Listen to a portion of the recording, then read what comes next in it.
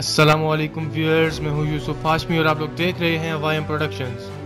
Viewers, آج ہماری share دل سیریز کی ایپیسوڈ نمبر 4 ہے اور آج کا ہمارا ٹاپک ہے چینج یور سیلف۔ لیکن اس سے پہلے اگر ابھی تک آپ نے ہمارا چینل لائک، سبسکرائب اور شیئر نہیں کیا تو جلدی سے اس کو کریں، اور اگر ابھی تک آپ نے ہماری پریویس ویڈیو بھی نہیں دیکھی تو اوپر آپ کو لنک نظر آ رہا ہے، ہم آپ کا ویٹ کر رہے ہیں۔ ویورز، ہر انسان کی ایک خوبی ہوتی ہے، ایک کوالٹی ہوتی ہے جو کسی دوسرے انسان میں نہیں ہوتی، یعنی ہر انسان کے پاس ایک ایسی طاقت ہوتی ہے جو صرف اسی کے پاس ہوتی ہے۔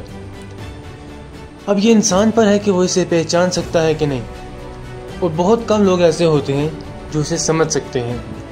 جو سمجھ لیتا ہے وہ بہترین اور کامیاب زندگی گزارتا ہے اور دنیا اور آخرت میں کامیابی حاصل کرتا ہے، لیکن جو نہیں پہچان سکتا، جو نہیں سمجھ سکتا، وہ ایسی ہی زندگی گزارتا ہے جیسے آج کل ہر عام بندہ گزار رہا ہے۔ ویورز، یہ بات میں آپ کو ایک مثال کے ذریعے سمجھاتا ہوں۔ فرض کریں کہ آپ نے ایک بیٹ بنایا۔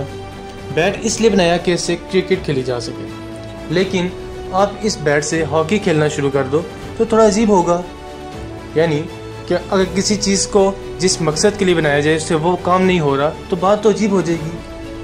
آپ بیٹ کو کرکٹ کے لیے استعمال کرو تو بہتر ہوگا، اگر اس کو ہاکی کھیلنے کے لیے استعمال کریں تو غلط ہوگا اور آپ اپنا وقت ضائع کریں گے۔ اسی طرح اللہ تعالیٰ نے ہمیں پیدا کیا۔ آپ کو کیا لگتا ہے کہ اس نے ہمیں ایسے ہی پیدا کر دیا؟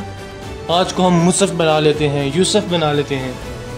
اس نے آپ کو کچھ مقاصد کے لیے پیدا کیا، اور ایک تو مقصد ایسا ہے جو ہمیں بچپن سے ہی سکھایا جاتا ہے اور ہمیشہ سکھایا جاتا رہے گا کہ اللہ نے انسان کو زمین پر صرف اس لیے اتارا ہے کہ ہم اس کی عبادت کر سکیں، اور دوسرا مقصد ہمیں خود ڈھونڈنا ہے۔ ہمیں اسے خود ڈھونڈنا ہے اور ڈھونڈ کر پورا کرنا ہے، جس طرح مولانا طارق جمیل صاحب کی مثال ہمارے سامنے ہے۔ اللہ تعالیٰ نے انہیں اپنی عبادت کے لیے پیدا کیا، اور ان کا جو مقصد تھا وہ انہوں نے خود تلاش کیا، اور وہ جو مقصد ہے آج ہمارے سامنے ہے، پوری دنیا کو اسلام کے طریقے سکھا رہے ہیں۔ ویورز، مولانا طارق جمیل نے اپنا مقصد پہچانا اور اسلام کی تبلیغ شروع کر دی۔ اب یہ میری اور آپ کی بھی ڈیوٹی ہے کہ ہم اپنے اپنے مقاصد پہچانیں اور جانیں کہ وہ کیا کیا چیزیں ہیں جن سے ہم دنیا اور آخرت میں کامیابی حاصل کر سکتے ہیں۔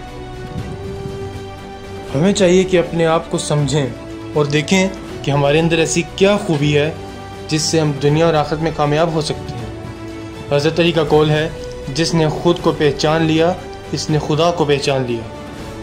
ہمیں اپنے آپ کو بدلنا چاہیے اور دیکھنا چاہیے ان خوبیوں کو جن کو ہم اپنی طاقت بنا کر دنیا اور آخرت میں کامیابی حاصل کر سکتے ہیں۔ ہمیں اپنی زندگی ایسے ضائع نہیں کرنی چاہیے۔ ہمیں چاہیے کہ اپنی غلطیوں سے کچھ سیکھیں۔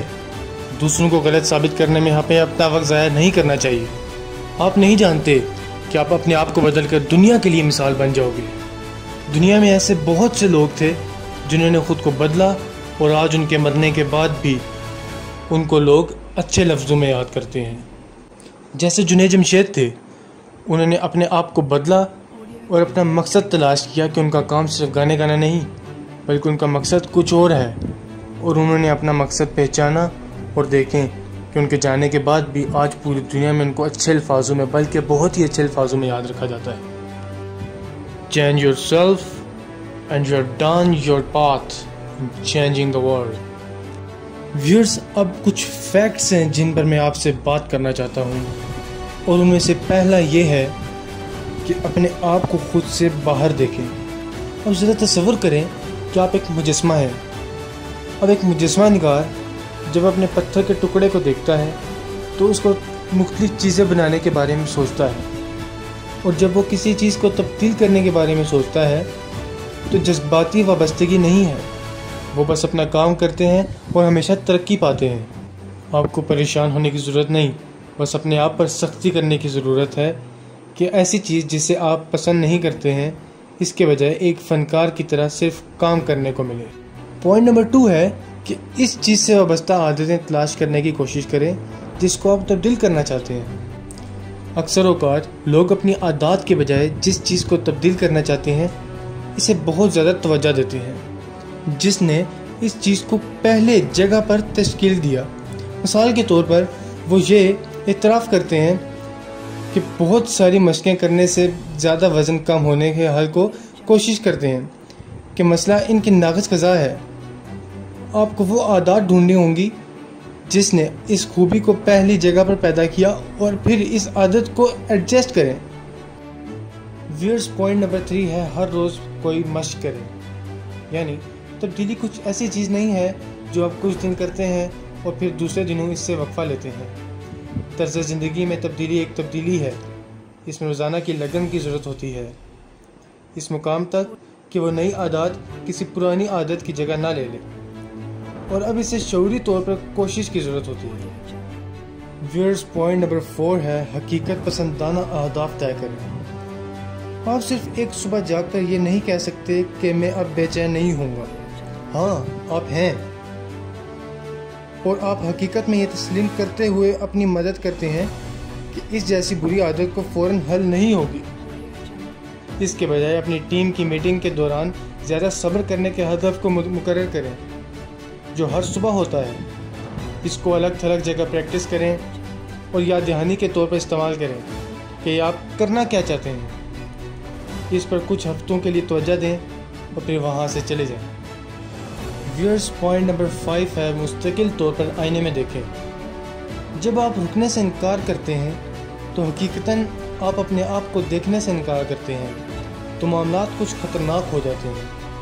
آپ کو جلدی سے معلوم ہوگا کہ جب تک آپ اپنے آپ سے سخت سوالات پوچھنے میں وقت ضائع نہیں کریں گے، آپ پٹری سے گر جائیں گے اور آپ کو معلوم نہیں ہوگا کہ آپ وہاں کیسے پہنچے۔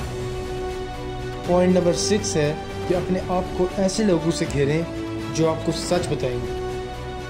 اس کی وضاحت ایسے ہوگی کہ اگر آپ کے آس پاس کہ ہر شخص آپ کو ہاں بتا رہا ہے تو آپ کو ایک سنگین مسئلہ درپیش ہے۔ آپ کو ایسے لوگوں کی ضرورت ہے جو آپ کو چیلنج کرنے اور سوالات کرنے والے ہوں۔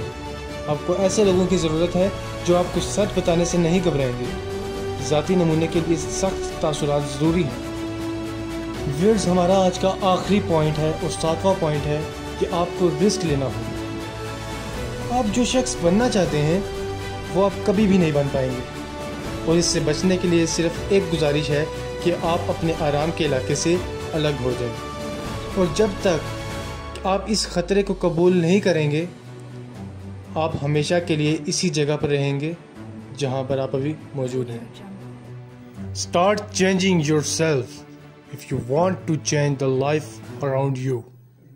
ویئرز میں امید کرتا ہوں کہ آپ کو ہماری آج کی ویڈیو بہت پسند آئی ہوگی۔ اگر آپ کو یہ پسند آئی ہے تو اپنی قیمتی رائے کا اظہار کمنٹ میں اور لائک کے ذریعے لازمی کریں، اور ہمارا چینل لائک، سبسکرائب اور شیئر لازمی کریں۔